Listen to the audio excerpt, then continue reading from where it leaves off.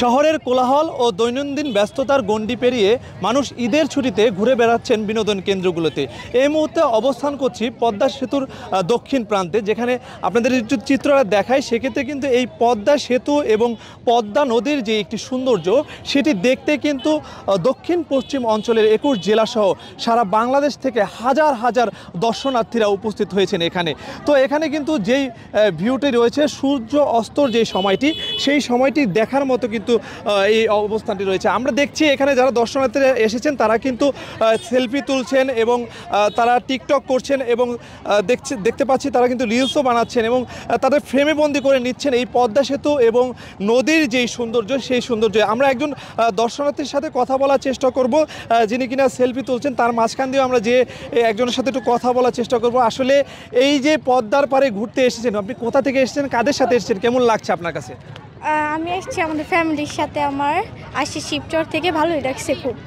জি, শুনছিলেন এখানকার একজন ছোট যে খুদে রয়েছে, তিনি কিন্তু ঈদের ছুটিতে পরিবারের সাথে এখানে ঘুরতে চলে এসেছেন। এবং আপনাদেরকে একটু যদি দেখাই, এই পাশটি দিয়ে যেখানে কিন্তু সূর্য অস্ত যাচ্ছে এবং পদ্মার যে নদীর মাঝখান দিয়ে ট্রলার করে কিন্তু দর্শনার্থীরা এখানে যেই ছোট ছোট চরগুলো রয়েছে, সেই চরগুলো কিন্তু তারা ঘুরতে যাচ্ছেন এবং তারা বলছেন যে এইখান দিয়ে যেই ট্রলারে তারা যাতায়াত করছেন, সেক্ষেত্রে কিন্তু ঈদ উপলক্ষে যেই ভাড়াটি নেওয়া হচ্ছে সেটি কিন্তু দ্বিগুণের চেয়েও বেশি। এটি যদি একটু কমিয়ে আনা হতো তাহলে কিন্তু তাদের জন্য ঘুরতে অনেকটা সুবিধা হতো। এবং আমরা দেখতে পাচ্ছি এখানে কিন্তু এই পর্যটনদের কেন্দ্র করে বিভিন্ন শিশুদের জন্য খেলনা আর ব্যবস্থা করা হয়েছে এবং খাবার ও পানীয় এবং যেই দোকানের পসরা সাজিয়ে বসেছে দোকানিরা, এবং এখানে যারা ক্রয় করছে তাদের একটু অনুভূতি নেবে। আসলে এই যে পদ্মার পাড়ে ঘুরতে এসেছেন, আপনার কাছে কেমন লাগছে?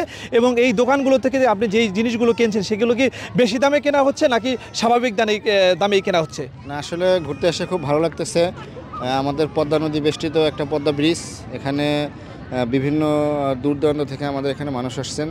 তারা ঘুরে তারা খুবই আনন্দিত এবং পদ্মার যে পদ্মা সেতু, সেই সেতু থেকে বেশি আরও আনন্দিত।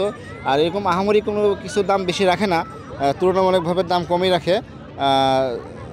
এরকম কোনো ইয়া নাই, মোটামুটি সব কিছুই সামর্থ্যের ভিতরে আছে। জি, ধন্যবাদ। আপনাকে শুনছিলেন একজন ঘুরতে আসার দর্শনার্থীর কথা। পাশাপাশি আমরা দেখেছি এখানে যারা দর্শনার্থীরা রয়েছেন তারা কিন্তু একটি কথা বারবারই জানাচ্ছেন যে যেহেতু পদ্মা সেতুর দক্ষিণ প্রান্তে দক্ষিণ পশ্চিম অঞ্চলে 21টি জেলা রয়েছে, বাংলাদেশের বিভিন্ন অঞ্চল থেকে এখানে দর্শনার্থীদের উপচে পড়া ভিড় হয়ে থাকে এই ঈদের সময়। সেক্ষেত্রে যেন এটি একটি পর্যটন কেন্দ্র গড়ে তোলা হয় এবং তাদের নিরাপত্তার জন্য যেন একটি ব্যবস্থা রাখা হয়, যাতে তাদের যাতায়াতে এবং এ জায়গায় ঘুরতে যেন কোনো বেগ পেতে না হয়। তবে জেলা প্রশাসনের পক্ষ থেকে যদি এই জায়গাটি একটি পর্যটন কেন্দ্র করে নেওয়া হয় তাহলে কিন্তু শরীয়তপুরবাসী পর্যটন কেন্দ্র একটি দুয়ার দেখতে পাবে এই পদ্মার পাড়ে। এই ছিল শরীয়তপুরের পর্যটন কেন্দ্র থেকে সর্বশেষ তথ্য।